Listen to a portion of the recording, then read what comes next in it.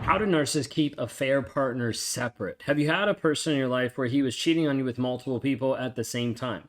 Maybe it's been multiple people through text messages. Maybe it's been multiple people physically. Maybe you were involved and he was married in another state and would cheat on you and you thought you were the only one, and back and forth. Narcissists have this ability a lot of times to be able to keep multiple relationships going. It's like all these plates that are spinning at the same time, and they have a unique ability of keeping them all spinning for the majority of time, and sometimes for a long period of time. You see, a lot of times narcissists can do this with the form of compartmentalization. Now, compartmentalization is like a box. Okay, it's like having this box, and inside this box is either a feeling, emotion, or a person. And so the narcissist a lot of times will take this person and they'll have them boxed up in this type of emotion or feeling or idea of who this person is. Then they take this box and slide it to the side and say, hey, now I don't have to actually worry about this person because they're not in my life. I don't see them, I don't interact with them. This steps into the realm of object constancy. And object constancy is the idea of out of sight, out of mind. So as soon as the narcissist walks away from you, he's like, okay, you don't exist. Now, next person. Now, is this necessarily a conscious thought of like, oh, now you don't exist? No, I'm not saying that. But I'm trying to break it down so it makes the most sense. So a lot of times you'll have a narcissist that will separate from you, that will be away from you, that will leave the house, get in his car, and the mindset will completely flip. This is what happened to me a lot of times is I would leave the house, I would get in the car, pull out the phone, text or call someone else, and be like, oh, this is the only person that matters right now. Not even thinking about the ramifications of what it would do to my wife and to my daughter. Not even thinking about how it would affect other people. Because in the moment, I'm only thinking about what? Just me, right? Just one thing. The narcissist. What is actually going on? Just me. That's the only focus that I had. And so a narcissist is going to focus on what they want in the moment. So it's going to shift. This is why you're going to see a lot of times mood swings. You're going to see a narcissist that's happy one time and mad one other time. Because it's all depending on how they're feeling in the moment. What they're focusing on in the moment. So with affair partners, a lot of times narcissists will try to keep them separate. Obviously, makes a lot of sense because you don't want them to interact. Sometimes narcissists have them interact, but they've already pre-framed it so that people don't even know that they're interacting with the affair partner. Now, you might already get a gut instinct or a feeling about this. Understand that a lot of times that might be right. Of just like something feels off, something doesn't feel right. Pursue that. Figure out what is actually going on because you might see that the person that you're with is having an affair, is cheating on you. Now, I need you to understand, like in this aspect of boxing things up, so like I'm going to box this relationship up, push it to the side. Now this person doesn't exist. It's the same idea as having almost like alternate realities. Now, narcissists are not schizophrenic. We're not saying they have like dual realities, but bear with me for a minute. I want you to consider that if I'm here in this committed a relationship, okay, so like say this is marriage. And I'm here, and this is everything that's happening in this relationship.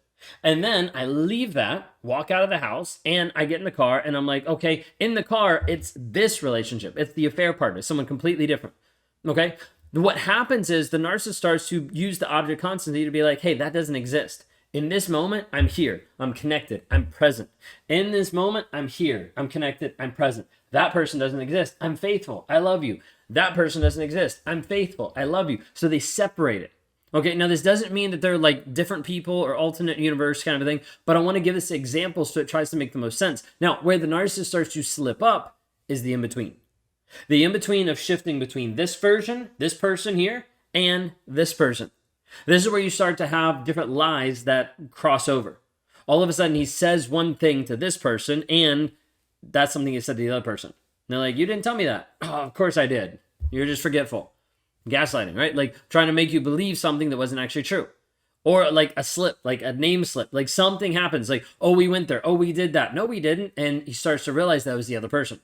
So you're going to see different slips that happen as the narcissist goes back and forth. And especially as that back and forth gets faster and faster, there will be more slips. Maybe it's faster and faster seeing each other. Maybe it's the text messaging, the phone calls, whatever it might be. You'll start to see more of these slips. But this is how narcissists keep affair partners separate. They have to view it in their own reality of like this person only exists inside this bubble. This person here only exists inside this bubble. When I'm in this bubble, they don't exist. When I'm in that bubble, they don't exist. Okay, it's keeping it separate. This is the idea of the compartmentalization, object constancy, the separate realities. This is what a narcissist is trying to do. Because then he's like, hey, this person only validates me 25% of the time. This person validates me 50% of the time. Let me find someone else that validates me 25% of the time. I feel wonderfully validated. And then that goes down because the newness wears off and then they have to find more. And you're going to see this repeated cycle over and over and over. If you've been with a narcissist and he's been a cheater, you're like, hey, this has been going on multiple times. Typically, it's not like a one and done. It's like multiple times. It's been pornography for years. It's been addiction for years. It's been multiple partners for years, and on the list goes. Because the narcissist isn't quenched. His thirst isn't quenched with just one person. He's like, oh, there has to be more. Because he's not satisfied with one person. Because he's not satisfied with anything. Because he's always looking for more. He's always trying to get more. He's always trying to keep these affair partners separate so he can continue to add to the feeling of his supply. Did you have a narcissist in your life that was consistently cheating on you? Maybe you found out about it. Maybe you're the person who got cheated on. Maybe you're the person that cheated with him. Like, there's so many different variations of it. But has he been in your life and he was a cheater? Because the betrayal is one of the hardest things to be able to work through. The lies that you're like, wait a second, I don't know what to believe. He said he loved me, but he was with her the whole time. So like, what is actually true? And if you're locked in this, if you're stuck with this and you're like, I don't know what to do, I don't know how to heal to move forward, please reach out for help. This is who we help every single day, helping people that have been in toxic narcissistic relationships, oftentimes with cheaters, that don't know how to work through the betrayal, that don't know how to move forward. If you're looking for that healing now, go to rawmotivations.com today.